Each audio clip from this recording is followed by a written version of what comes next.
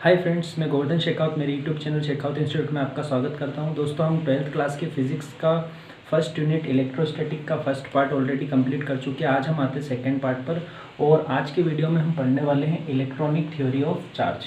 ठीक है, तो जो हमारा हमने फर्स्ट पार्ट में पढ़ा था कि जो चार्ज ट्रांसफ़र होने से बॉडी में इलेक्ट्रिसिटी वाली एनर्जी आती है, तो जो उससे रिलेटेड साइंटिस्ट लोगों ने कुछ इंपॉर्टेंट पॉइंट्स दिए थे और एक थ्योरी दी थी। उस थ्योरी के हम वन बाय वन सारे पॉइंट्स डिस्कस करेंगे। ठीक है, देखिए इसमें सबसे पहले आता है स्ट्रक्चर ऑफ एटम।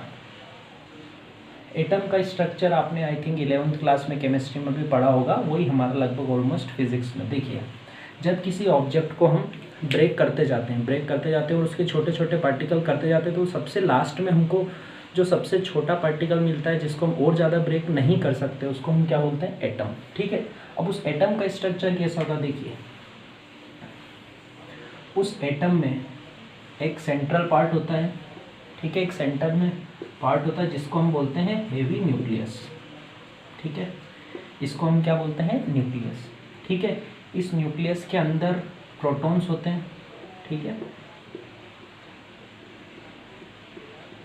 प्रोटॉन्स होते हैं। क्या क्या होते हैं? प्रोटॉन्स। न्यूक्लियस के अंदर प्रोटॉन्स होते हैं। प्रोटॉन्स पर कौन सा चार्ज होता है? पॉजिटिव चार्ज होता है। इसको हम इक्वेशन में P+ से डिनोट करते हैं जनरली। ठीक है, इसके साथ में इसके अंदर न्यूट्रॉन्स होते हैं। क्या होते हैं? न्यूट्रॉन्स होते हैं, न्यूट्रॉन्स। ठीक है, और ये होते हैं न्यूट्रल, अनचार्ज्ड, इन पर कोई चार्ज नहीं होता है। इनको हम इक्वेशन में n⁻0 से डिनोट करते हैं। किसी बुक में नोटेशन n0 भी होता है, किसी में η0 से भी डिनोट करते हैं, दोनों एक ही चीज़ है। ठीक है, अब देखिए, मैं इसको हेवी न्यूक्लियस क्यों बोल रहा हूँ? क्योंकि ये जो न्यूट्रॉन और प्रोटॉन है, ये इलेक्ट्रॉन से बहुत ज़्यादा भारी होते हैं और इलेक्ट्रॉन का मास नेग्लिजिबल होता है। तो सर, एटम का पूरा मास, इस पूरे एटम का ऑलमोस्ट मास यहीं पर सेंटर्ड होता है। ठीक है, इसलिए मैं हेवी न्यूक्लियस बोल रहा हूँ। ठीक है, अच्छा, अब जितने प्रोटॉन न्यूक्लियस के अंदर होते हैं जिन पर पॉजिटिव चार्ज है, उतने ही इलेक्ट्रॉन बाहर ऑर्बिट में रिवॉल्व करते हैं। ठीक है, ये सपोज फर्स्ट ऑर्बिट है, ये सेकंड ऑर्बिट है, ये थर्ड ऑर्बिट है। अब किस ऑर्बिट में कितने इलेक्ट्रॉन होंगे, ये आप इलेक्ट्रॉनिक कॉन्फ़िगरेशन में केमिस्ट्री में आई थिंक पढ़ चुके हैं, फिर भी मैं शॉर्ट में बता रहा हूँ। उसके लिए रूल क्या था हमारा? 2n²। जैसे फर्स्ट ऑर्बिट है तो फर्स्ट ऑर्बिट के लिए n = 1, तो n 1 रखेंगे तो 2 आएगा। तो फर्स्ट ऑर्बिट में कितने इलेक्ट्रॉन रिवॉल्व करते हैं? 2। फिर सेकंड ऑर्बिट के लिए n2, यहाँ n2 रखो, 2 का स्क्वायर 4, 4 × 2 8। तो सेकंड ऑर्बिट में कितने इलेक्ट्रॉन होते हैं? 8। ठीक है, कितने इलेक्ट्रॉन होते हैं? 8। सपोज इस न्यूक्लियस के अंदर कितने प्रोटॉन है? मान लीजिए एक एग्जांपल के तौर पर 12। तो जितने प्रोटॉन होते हैं उतने ही इलेक्ट्रॉन्स होते हैं। ठीक है, इलेक्ट्रॉन्स पर कौन सा चार्ज होता है? Negative charge. इलेक्ट्रॉन्स को हम किससे डिनोट करते हैं? e⁻⁻। ठीक है, तो सपोज यहाँ पर 12 प्रोटॉन है। कितने प्रोटॉन है? 12 प्रोटॉन। तो 12 इलेक्ट्रॉन होंगे, तो 2 ये हो गए, 8 ये हो गए, कितने बचे? 2। सपोज ये 2 थर्ड ऑर्बिट में। ठीक है, तो जितने प्रोटॉन होते हैं उतने ही इलेक्ट्रॉन होते हैं। देखिए, एक प्रोटॉन का चार्ज हम +e से डिनोट करते हैं, तो यहाँ पर 12 प्रोटॉन है तो क्या बोलेंगे? +12e। ठीक है, एक इलेक्ट्रॉन का चार्ज हम -e से डिनोट करते हैं, तो 12 इलेक्ट्रॉन है तो कितना हो गया? -12e। ठीक है, अच्छा, जब मैं इन दोनों को प्लस करूँगा तो मैथमेटिकली कितना आएगा? 0 आएगा। इसलिए इस एटम का हम क्या बोलेंगे? नेट चार्ज कितना है? यहाँ पर 0 है। और जिस भी एटम का नेट चार्ज 0 हो उसको हम बोलते हैं इलेक्ट्रिकली न्यूट्रल। क्या बोलते हैं हम? इलेक्ट्रिकली न्यूट्रल या अनचार्ज। ठीक है, तो देखिए अभी तक हमने क्या क्या पढ़ा है? एटम का स्ट्रक्चर कैसा होता है, उसमें एक सेंटर पार्ट होता है। देखिए, ये जो इलेक्ट्रॉन्स हैं इन पर कौन सा चार्ज है? नेगेटिव चार्ज है। ठीक है, और ये मास में इनका मास बहुत ज़्यादा कम होता है। लगभग इनका मास प्रोटॉन से ऑलमोस्ट, राउंड फिगर में बता रहा हूँ मैं आपको, 2000 टाइम्स लेस होता है। तो ये बहुत हल्के होते हैं। तो मेनली जो पूरा मास है प्रोटॉन और न्यूट्रॉन्स के कारण होता है, और वो यहाँ सेंटर्ड में, इसलिए मैं इसको हेवी न्यूक्लियस बोल रहा हूँ। तो इस एटम का पूरा 99.9% मास कहाँ पर होता है? यहाँ पर होता है। ठीक है, तो एटम में एक सेंटर्ड पार्ट होता है जिसको बोलते हैं हेवी न्यूक्लियस। इस न्यूक्लियस के अंदर प्रोटॉन्स होते हैं और न्यूट्रॉन्स होते हैं। प्रोटॉन्स पर पॉजिटिव चार्ज होता है, P+ से शो करते हैं इक्वेशन में। न्यूट्रॉन्स न्यूट्रल होते हैं, उनको n0 से डिनोट करते हैं, अनचार्ज भी बोलते हैं। जितने प्रोटॉन है उतने ही इलेक्ट्रॉन रिवॉल्व करते हैं। ठीक है, इसलिए नेट चार्ज कितना होता है एटम में 0, और इसको हम न्यूट्रल बोलते हैं। ठीक है, अब देखिए आगे बढ़ते हैं। ये प्रोटॉन पर कौन सा चार्ज है प्लस, और इलेक्ट्रॉन पर कौन सा चार्ज है माइनस। तो इस प्लस और माइनस के बीच में क्या लगेगा, अट्रैक्शन फोर्स। प्लस और माइनस के बीच में क्या लगता है, अट्रैक्शन फोर्स। ठीक है, अच्छा इसमें एक वन लाइनर क्वेश्चन भी हमारा तैयार हो रहा है कि किसी एटम में जो इलेक्ट्रॉन रिवॉल्व करते हैं सर्कुलर, ऑलमोस्ट इनका पाथ कैसा होता है सर्कुलर, 100% सर्कुलर नहीं है। हम आगे की यूनिट में बहुत डिटेल में पढ़ने वाले हैं। इलेक्ट्रॉन क्लाउड करके एक पूरा एरिया होता है, अभी मैं उसको एक्सप्लेन नहीं कर सकता, उस यूनिट में ही एक्सप्लेन करूँगा डिटेल में। अभी हम समझने के लिए ऑलमोस्ट सर्कुलर कंसिडर कर लेते हैं ऑर्बिट का पाथ। ठीक है, तो देखिए इनका ऑर्बिट का पाथ कैसा सर्कुलर। तो वन लाइनर क्वेश्चन ये भी बनता है कि जो इलेक्ट्रॉन रिवॉल्व करते हैं, हम 11th क्लास में पढ़ चुके हैं कि जब कोई पार्टिकल सर्कुलर पाथ पे रिवॉल्व करता है तो सेंटर की तरफ हमेशा एक फोर्स हमको ज़रूरत पड़ती है, जिससे ये वो सर्कुलर पाथ एक्वायर करता है और सर्कुलर मोशन कर सकता है। तो यहाँ पर सेंट्रीपिटल का रीज़न क्या, अगर वन लाइन में आपको क्वेश्चन आ जाए कि इलेक्ट्रॉन को सेंट्रीपिटल फोर्स कौन प्रोवाइड करता है, तो आपको ये लिखना है इलेक्ट्रॉन और प्रोटॉन के बीच में लगने वाला इलेक्ट्रोस्टैटिक अट्रैक्शन फोर्स यहाँ पर सेंट्रीपिटल फोर्स का काम करता है। मतलब ये प्लस जो है इस माइनस पर लगने वाला अट्रैक्शन यहाँ सेंट्रीपिटल का काम कर रहा है। ठीक है, अब हम आगे बढ़ते। देखिए ये जो फोर्स है इनके बीच लगने वाला फोर्स, ठीक है, ये फोर्स हम नहीं मिलता है।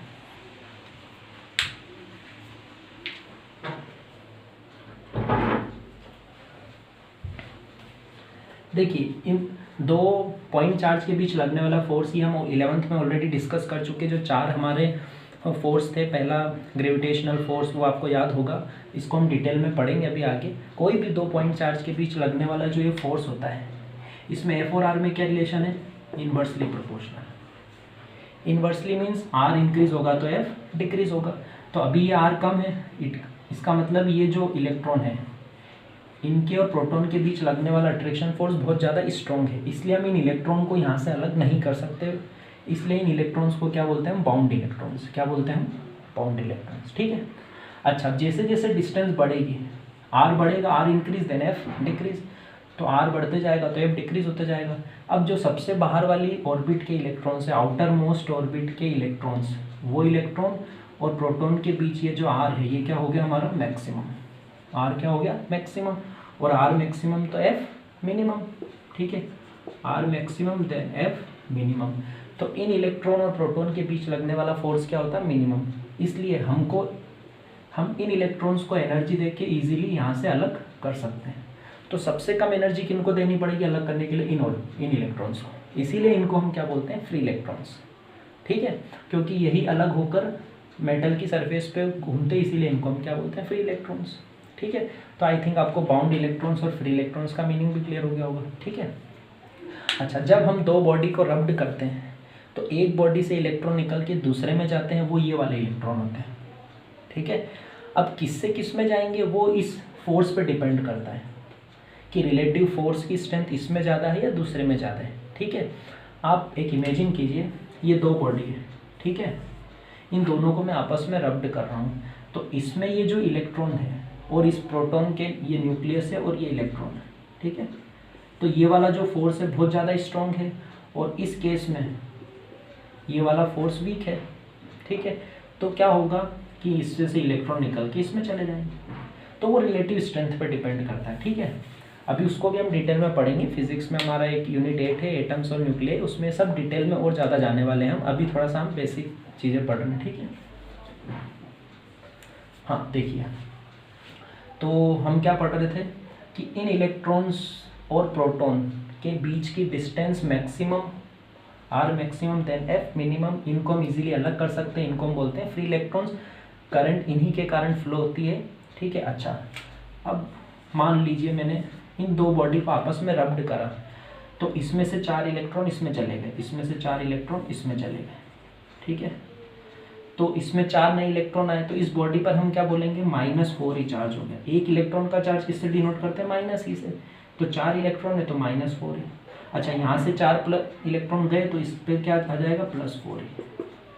तो इन बॉडी को रब्ड करने से इस पर +4 ही चार्ज आया, तो इस पर -4 ही। तो जब भी हम रबिंग करते हैं तो एक पर अगर पॉजिटिव चार्ज है तो 100% दूसरी पर क्या होगा, नेगेटिव चार्ज, और वो मैग्नीट्यूड में इक्वल होंगे। जैसे मैंने अगर दो बॉडी को रब्ड करा तो इस पर +10 कूलम चार्ज आया, तो इस पर क्या आ जाएगा, -10 कूलम।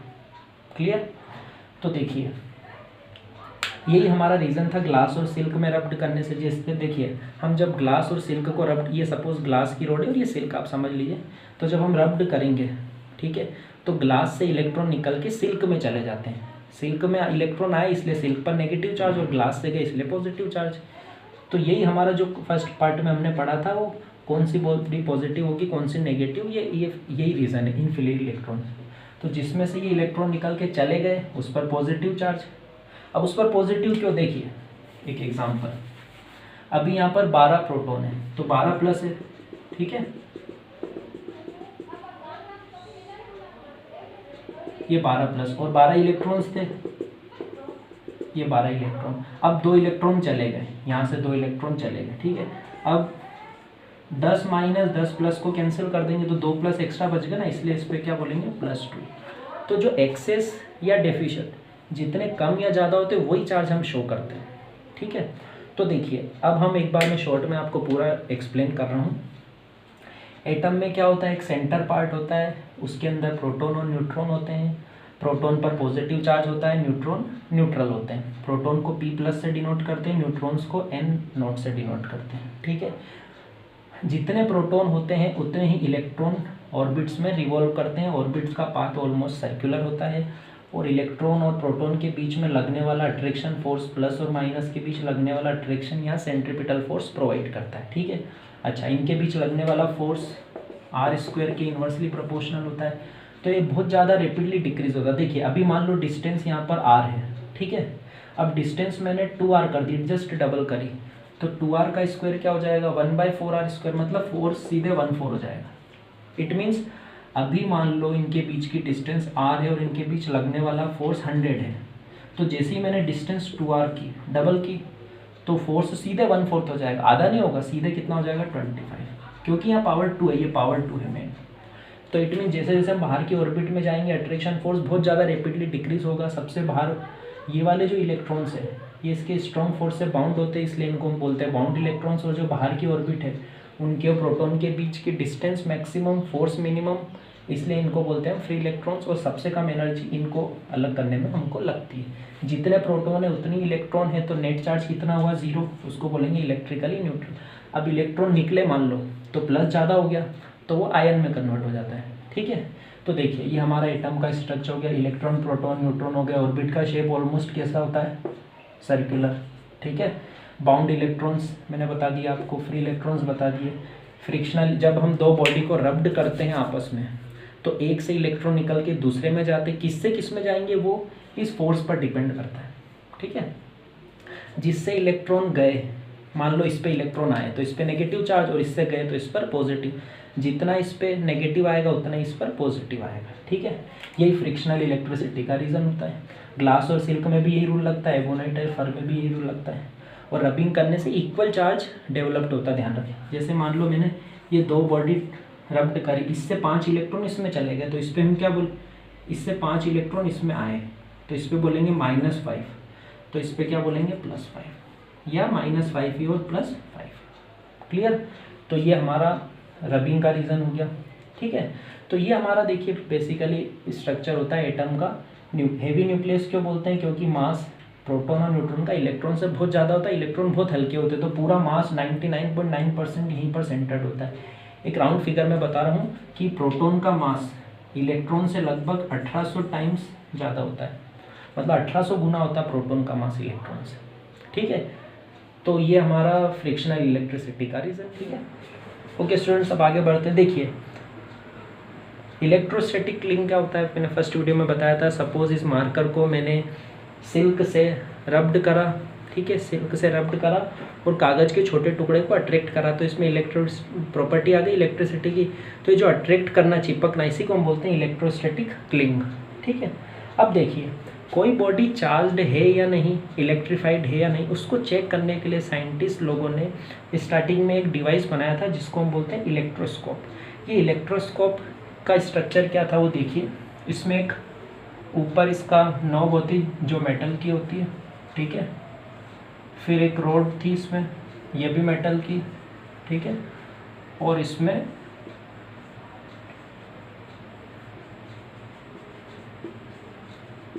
ये गोल्ड की 2 फॉइल थी, ठीक है। गोल्ड की एकदम पतली लेयर, जैसे आप समझ सकते हैं ये जो हमारी मिठाई बनती है, काजू कतली बनती है, उस पर एक वो सिल्वर कलर की पतली सी लेयर लगाते हैं, फिल्म देखी होगी आपने, वो गोल्ड फॉइल। या देखा होगा आपने सिगरेट के पैकेट में से वो ब्राउन कलर गोल्डन कलर की एक वो पतली सी लेयर उस टाइप की होती है, ठीक है। तो वो जो फॉइल है, ऐसी 2 फॉइल थी। स्टार्टिंग में गोल्ड की ली थी, इसलिए इसको गोल्ड फॉइल इलेक्ट्रोस्कोप भी बोला जाता है। बट हम यहाँ पर गोल्ड की जगह सिल्वर भी ले सकते हैं, एल्यूमिनियम भी ले सकते हैं, ठीक है। अब ये बहुत ज़्यादा हल्की होती है तो एयर का इस पर, हवा का ज़्यादा इफेक्ट नहीं पड़े, इसलिए हमको इसको ग्लास जार में बंद कर देते हैं। किस में बंद कर देते हैं? ग्लास जार में, ठीक है। सिंपल सा स्ट्रक्चर है। देखिए ऊपर ये भी मेटल का ऑब्जेक्ट है, ये रोड भी मेटल की, और ये गोल्ड फॉइल 2 फॉइल थी ऐसी, और इसको ग्लास में बंद कर देते हैं। अब देखो होता क्या है, जैसे मान लो ये मैं एक रोड लाया, ठीक है। इस रोड को मैंने इस पर टच करा, ठीक है, टच करा, और इन दोनों फॉइल के बीच का ये जो गैप है, इसमें कोई भी चेंज नहीं हुआ, मतलब ये ना तो पास में आई ना ये दूर हुई। इट मीन्स ये बॉडी क्या है? न्यूट्रल है। ये बॉडी क्या है? न्यूट्रल है, मतलब इस पर कोई चार्ज नहीं है, ठीक है। पहली स्टेप। सेकंड, सपोज ये बॉडी पॉजिटिवली चार्ज होती है, मान लो इस बॉडी पर कितना चार्ज है? पॉजिटिव चार्ज है। तो क्या होगा जब हम इसको टच करेंगे इस मेटल से, तो पॉजिटिव चार्ज इसमें चले जाएगा और इनमें भी चले जाएगा, ठीक है। और सेम चार्ज के बीच में क्या लगता है? रिपल्शन। तो ये गोल्ड फॉइल दोनों क्या हो जाएगी? दूर दूर हो जाएगी। तो जैसे इनके बीच का गैप बढ़ा, इट मीन्स ये बॉडी क्या है? चार्ज है। भले वो नेगेटिव हो, अगर नेगेटिव होगी तो दोनों पे नेगेटिव आ जाएगा, बट गैप बढ़ेगा।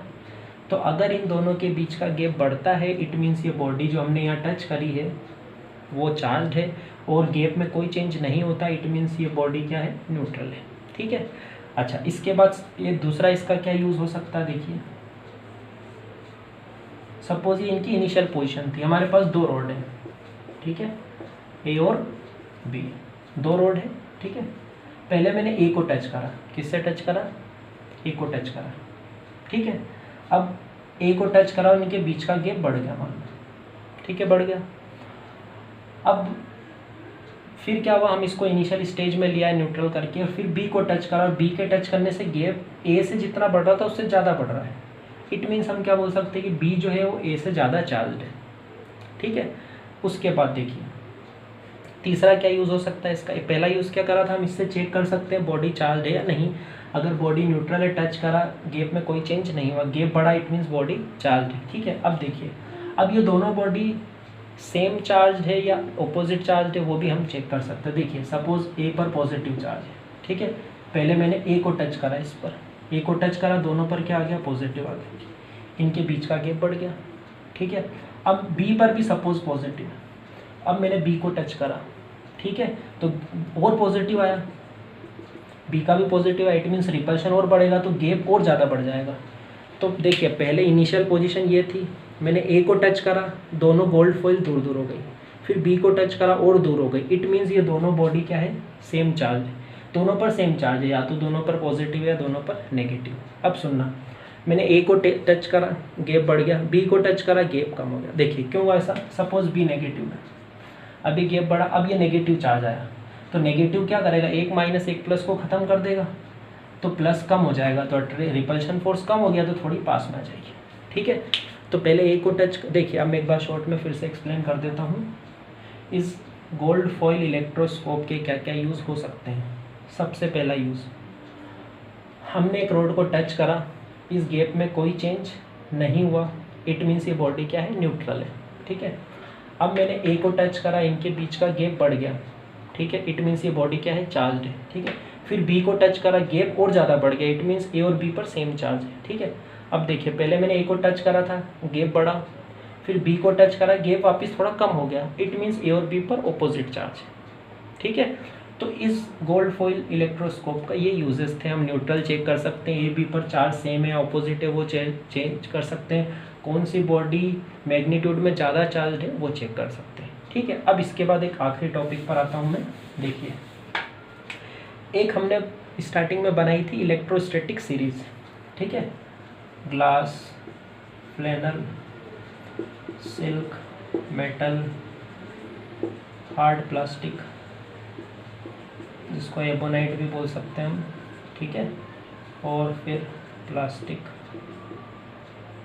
और सल्फर, ऐसी बहुत लंबी चौड़ी सीरीज़ है ये। तो हमें इसका भी यूज़ नहीं है, अभी करंट के सिलेबस में ये इंक्लूड भी नहीं है हमारे, बट बेसिक नॉलेज के लिए बता रहा हूँ मैं सिर्फ आपको। देखिए, ये इन्होंने सीरीज़ बनाई थी और सीरीज़ का यूज़ क्या था। इस सीरीज़ का यूज़ ये था कि इस सीरीज़ में से हम कोई भी दो ऑब्जेक्ट लेकर उनको आपस में रब्ड करें तो जो सीरीज़ में ऊपर है वो पॉजिटिवली चार्ज होगा हमेशा और नीचे वाला नेगेटिवली चार्ज होगा। जैसे अगर मैं ग्लास और सिल्क को रब्ड करूँगा तो ऊपर कौन है, ग्लास, इट मीन्स ग्लास पर पॉजिटिव चार्ज आएगा और सिल्क पर नेगेटिव, और ये इक्वल क्वांटिटी में आता है, ध्यान रखना।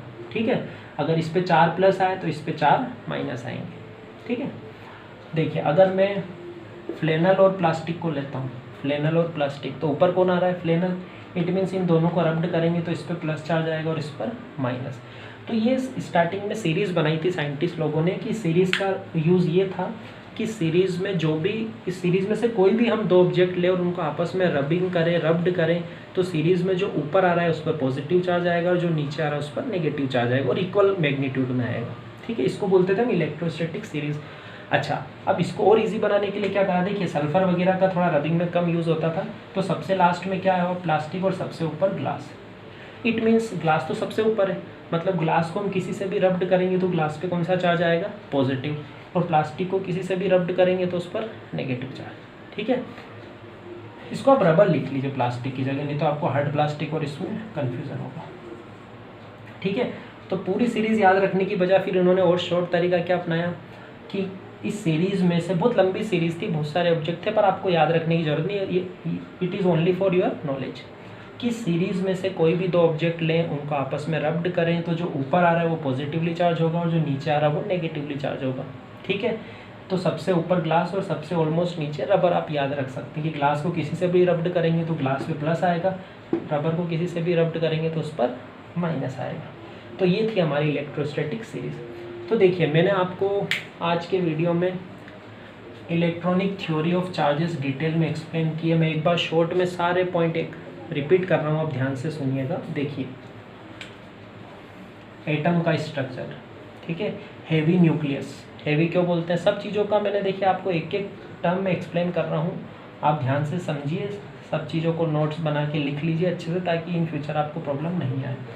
एक हेवी न्यूक्लियस होता है, इसके अंदर होते हैं प्रोटॉन और न्यूट्रॉन, प्रोटॉन पर पॉजिटिव चार्ज, न्यूट्रॉन न्यूट्रल होते हैं। ठीक है, ये भारी होते हैं इसलिए पूरा मास ऑलमोस्ट न्यूक्लियस में होता है, इलेक्ट्रॉन तो नेग्लिजिबल होते हैं। जितने प्रोटॉन हैं उतने ही इलेक्ट्रॉन्स होते हैं। ठीक है, ये इलेक्ट्रॉन्स इन ऑर्बिट्स में रिवॉल्व करते हैं। ये ऑर्बिट का शेप ऑलमोस्ट सर्कुलर होता है, फिक्स सर्कुलर नहीं है, सिर्फ कन्वीनियंट के लिए हमने सर्कुलर मान रखा है। ठीक है, इन इलेक्ट्रॉन पर नेगेटिव चार्ज और इन प्रोटॉन पर पॉजिटिव, इनके बीच में क्या लगता है, अट्रैक्शन फोर्स। ये अट्रैक्शन फोर्स ही क्या प्रोवाइड करता है, सेंट्रीपिटल फोर्स। ठीक है, ये फोर्स इन्वर्स स्क्वायर लॉ को फॉलो करता है। इसका मतलब इन इलेक्ट्रॉन और प्रोटॉन के बीच में लगने वाला अट्रैक्शन फोर्स मिनिमम होता है। इनको बोलते हैं बाउंड इलेक्ट्रॉन्स। ये बहुत ज़्यादा स्ट्रॉन्ग फोर्सेस से बाउंड है, इनको हम अलग नहीं कर सकते। ये जो बाहर सबसे बाहर की ऑर्बिट के इलेक्ट्रॉन्स हैं, इनके और प्रोटॉन के बीच की डिस्टेंस मैक्सिमम हो गई, आर मैक्सिमम मतलब एफ मिनिमम। तो ये बहुत ही कम अट्रैक्शन फोर्सेस से बाउंड होते हैं, इनको हम बहुत कम एनर्जी देके अलग कर सकते हैं, इसलिए इनको हम क्या बोलते हैं, फ्री इलेक्ट्रॉन्स। ठीक है, और ये इलेक्ट्रॉन ट्रांसफ़र होते हैं एक बॉडी से दूसरी बॉडी में, इसी के कारण बॉडी क्या होती है, चार्ज होती है, और यही हमारा फ्रिक्शनल इलेक्ट्रिसिटी का रीज़न है। ठीक है, बाकी ग्लास, सिल्क, एबोनाइट पर ये सब मैं आपको पहले ऑलमोस्ट बता चुका हूँ, इलेक्ट्रोस्कोप बता चुका हूँ, गोल्ड फॉइल होती है। ठीक है, ये ऐसा स्ट्रक्चर होता है। ठीक है, हमने किसी बॉडी को टच करा, इनके बीच के गैप में कोई चेंज नहीं हुआ, इट मीन्स बॉडी न्यूट्रल है। टच करा, गैप बढ़ा, इट मीन्स बॉडी चार्ज है। पहले टच करा, गैप बढ़ा, दूसरी को टच करा और गैप बढ़ा, इट मीन्स दोनों पर सेम चार्ज है। पहले टच करा, गैप बढ़ा, दूसरी को टच करा, गैप कम हुआ, इट मीन्स दोनों पे ऑपोजिट चार्ज है। ठीक है, तो दोस्तों आज हमने इलेक्ट्रॉनिक थ्योरी ऑफ चार्ज के मैंने सारे पॉइंट्स आपको डिटेल में अच्छे से एक्सप्लेन करे। आप ये सब चीज़ें लिखते भी जाना, नोट्स भी बनाते जाना, ताकि इन फ्यूचर आपको प्रॉब्लम नहीं है। और आपको ये वीडियो कैसा लगा प्लीज़ कमेंट करके मुझे बताइएगा। ओके, मिलते हैं हम नेक्स्ट वीडियो में।